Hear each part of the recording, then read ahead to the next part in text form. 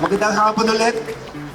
Maraming salamat sa inyo sa pagbibigay ng oportunidad na mapakilala namin ang party list namin sa inyo.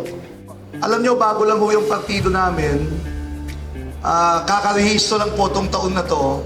Yung amin po ay 8 years in the making, diverse and inclusive yung aming plataforma. Yung po yung pinagmamalaki namin, kabuhayan, trabaho, negosyo. Yung po yung plataforma ho ng Aksyon Dapat. Kabuhayan, trabaho, negosyo. Kabuhayan. Doon po nanggagaling ang sigla at ang lakas ng bawat membro ho ng factory na to, pati kami po. Kaya lang ho, kaya sabi ko, 8 taon ho namin pinag-aralan yung party list namin. Kasi ang sabi ng Saligang Batas ng Republika ng Pilipinas, na kung saan dapat pantay-pantay po tayo sa mata ng batas. Kung lahat ng tao nagbabayad ng buwis, dapat may equal opportunity rin ang bawat Pilipino to access one education.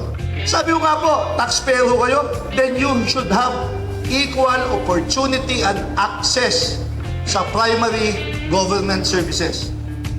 Health and education. Yun po yung pambato ng Aksyon Dapat.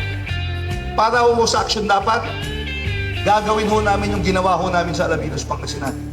Kapag nanalo kami, hindi mayor ang boss namin.